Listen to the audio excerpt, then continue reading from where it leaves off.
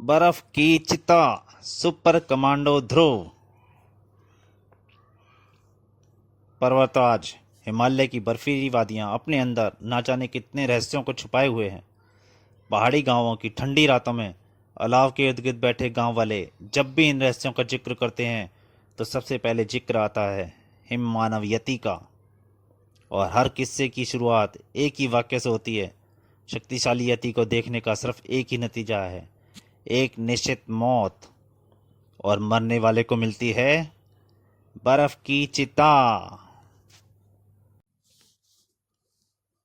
चिनार कुलबान भारतीय इंजीनियरों की कुशलता का सबसे पक्का सबूत है। 13,000 फुट की ऊंचाई पर बना यह बांध लगभग पूरे उत्तरी क्षेत्र को बिजली सप्लाई करता है। इसी कारण इस पर हर समय कड़ा पहरा रहता है, क्योंकि इसके नष्ट होने का मतलब है पूरे क्षेत्र का विनाश और तबाही। अचानक एक दिन बांध का पानी दीवारों को ऊपर से बहने लगा। आसपास के नगरों में भयंकर बाढ़ आ गई। सरकार तुरंत हरकत में आ गई। बाढ़ पीड़ितों को सारी सुविधाएं पहुंचा दी गई हैं सर, पर ऐसा हुआ कैसे? प्रधानमंत्री कॉन्फ्रेंस रूम। 13,000 फुट की ऊंचाई पर बाढ़, सोचना भी मुश्किल है। मैदानी इलाकों की हालत और भी खराब है सर। सभी नदियों में पानी खतरे के निशान को पार करने वाला है। जाहिर है पहाड़ी इलाकों का सारा पानी मैदानी इलाकों की तरफ ही बढ़ेगा। तभी सर, मौसम विभाग की एक बहुत ही आश्चर्यजनक रिपोर्ट अभी अभी आई है। उनके अनुसार हिमालय की बर्फ का एक बड़ा हिस्सा अचानक पिघल गया है। यह बांध नदी की मात्रा में अचानक बढ़ोतरी से टूटा है। परंतु इतनी बर्फ अचानक पिघली कैसे, इस बारे में उनको अभी तक कुछ पता नहीं लग पाया है। उसी वक्त स्पेस सेंट्रल कंट्रोल सेंटर में सर, इनसेट से एक चित्र भेजा गया है। यह चित्र देखिए, इसमें चमक कैसी है। माय गॉड, यह तो किसी विस्फोट की चमक लगती है। और इस तरह रक्षा मंत्रालय भी इस मामले की चपेट में आ गया। इसमें इतना परेशान होने की कोई आवश्यकता नहीं है। मेरे ख्याल से यह कोई बड़ी उल्का है जो हिमालय पर आ गिरी है। रक्षा मंत्रालय के शब्दकोश में ख्याल शब्द होता ही नहीं है। और अगर ऐसा हुआ होता तो हमारे टेलीस्कोप उल्का को अवश्य देख लेते। तो हमको क्या कदम उठाना चाहिए? हमारा सबसे पहला काम उस स्थान पर जाकर छानबीन करना है जहां से बर्फ पिघली है, और दूसरा काम कारण पता लगाकर इस विपत्ति को आगे बढ़ने से रोकना है।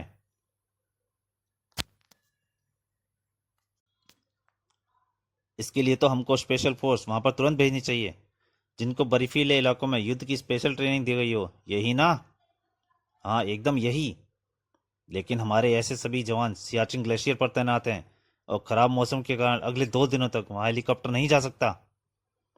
आई नो दैट, लेकिन इस वक्त हमको हेलीकॉप्टर से वहां पर एक ऐसे व्यक्ति को भेजना पड़ेगा जो शरीर का भी उतना ही शक्तिशाली हो जितना दिमाग का तेज। यानी जो हमारे जवानों के वहां पहुंचने तक परिस्थितियों को काबू में रख सके। ऐसा शख्स तो मेरी नजर में सिर्फ एक ही है, सुपर कमांडो ध्रुव। कमांडो फोर्स का कैप्टन? इसके बारे में तो मैंने भी सुना है, लेकिन यह कभी किसी फौजी अभियान पर नहीं गया है। मुझे शक है कि उस लड़के के बूते की बात नहीं है। उस लड़के की गारंटी मैं लेता हूं सर। मैं तुम्हारे फैसले की कद्र करता हूं कमांडर। अगर तुम समझते हो ध्रुव इस काम के लिए सबसे उपयुक्त है तो मुझे कोई आपत्ति नहीं है। और फिर आईजी राजन के घर। तुमको अपने साथ कुछ भी ले जाने की आवश्यकता नहीं है ध्रुव। हम तुमको स्थान के आसपास कहीं उतारेंगे। यहाँ से उत्तर पूर्व दिशा में हमारी सेना का एक गुप्त शक्तिशाली आपातकालीन डिपो है। हम तुमको ट्रांसमिट पर निर्देश कर वहां तक पहुंचा देंगे। इस आपातकालीन डिपो में तुमको अपनी जरूरत की हर चीज मिल जाएगी। हथियार, गोलियां, दवाएं, डिब्बाबंद खाद्य सामग्री वगैरह, ये सब कुछ वहां पर होगा।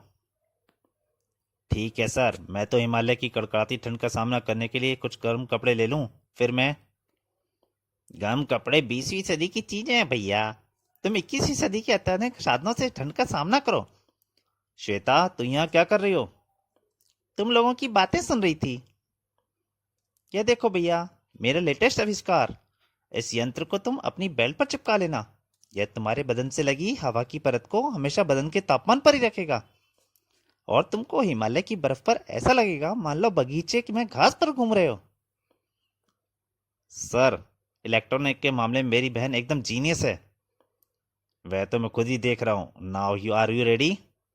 एकदम सर। तो आओ, एक एक सेकंड कीमती है।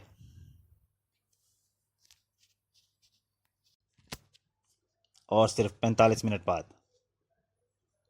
कमांडर वर्मा ने तुम पर जितना भरोसा दिखाया है उतना तो आज तक किसी फौजी पर भी नहीं दिखाया ध्रुव। ऐसा क्या जादू कर दिया तुमने उन पर? कुछ खास नहीं। लगभग 2 महीने पहले 6 गुंडों के एक खतरनाक गैंग ने उनकी बेटी का अपहरण कर लिया था। तब मैंने उसको उन गुंडों के चंगुल से छुड़ाया था।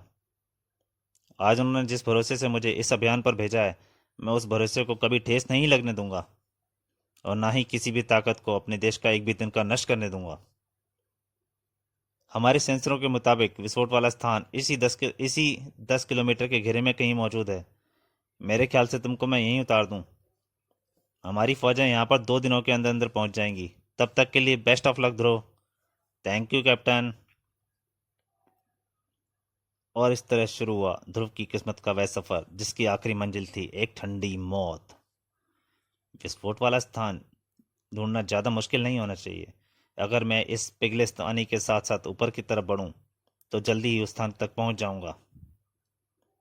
ध्रुव की तेजी से ऊपर की तरफ बढ़ती आकृति क्रमश दूर होती गई और बर्फ से ढकी जमीन पर रह गए सिर्फ एक जोड़ी पैरों के निशान।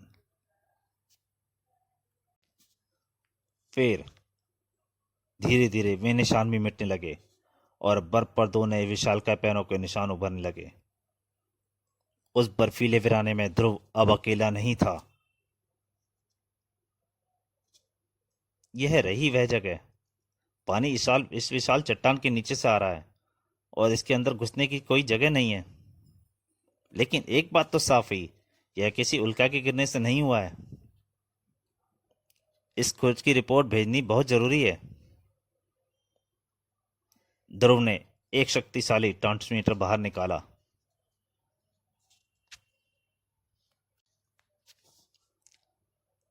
Hello hello, 70 NP here. आप मुझे सुन रहे हैं? ओवर। Yes, 70 NS here. हम सुन रहे हैं ध्रुव, बोलो ओवर। सर, यह पानी एक विशाल चट्टान के नीचे से आ रहा है। आओ, पानी बहुत गर्म है सर। गर्म है? शायद यहाँ कोई सोया हुआ ज्वालामुखी है जो अब फटने जा। ध्रुव अपनी बात पूरी भी नहीं कर पाया था कि कर पिट पिट। यह यह तो यह तो यति लग रहा है, हिमालय की दंत कथाओं का रहस्यमय हिम मानव। आश्चर्यचकित ध्रुव क्षण भर के लिए पलके तक झपकाना भूल गया और यही क्षण उसके लिए घातक सिद्ध हुआ था। आहा, यह मुझ पर हमला क्यों कर रहा है? शायद यह मुझे अपना दुश्मन समझ रहा है, पर क्यों था? कहीं ऐसा तो नहीं यही किसी तरह से बर्फ को पिघला रहा है? अगर ऐसा है तो मुझे इसको किसी तरह से रोकना पड़ेगा। अगले ही पल ध्रुव तेजी से एक तरफ भागा और जब तक जमीन पर गिरा यति उठकर ध्रुव के पीछे भागता। ध्रुव उसकी आंखों से ओझल हो चुका था, लेकिन नरम नरम बर्फ से ढकी सतह पर भागने के पैरों के निशान पहले से ही मौजूद थे। उसका पीछा करना ज्यादा कठिन नहीं था, लेकिन ध्रुव को पकड़ पाना बहुत मुश्किल काम था। रस्सी खींची और यति एक बार फिर नीचे जा गिरा। इस बार यति उठ नहीं पाया। रस्सी का दूसरा छोर लेकर ध्रुव बिजली की तेजी से लिपका और यति मजबूत रस्सी की कुंडली में कैद हो गया, लेकिन सिर्फ क्षण भर के लिए। या और उसने रस्सी तोड़ दी और इस बार होनी टल नहीं सकी। यति के हाथ घूमे और ध्रुव का शरीर हजारों फीट गहरी खाई में नीचे की ओर गिरने लगा, लेकिन रस्सी का एक टुकड़ा अभी तक ध्रुव के हाथ में था। यह उभरी हुई चट्टान, अब यही मेरी एकमात्र आशा है।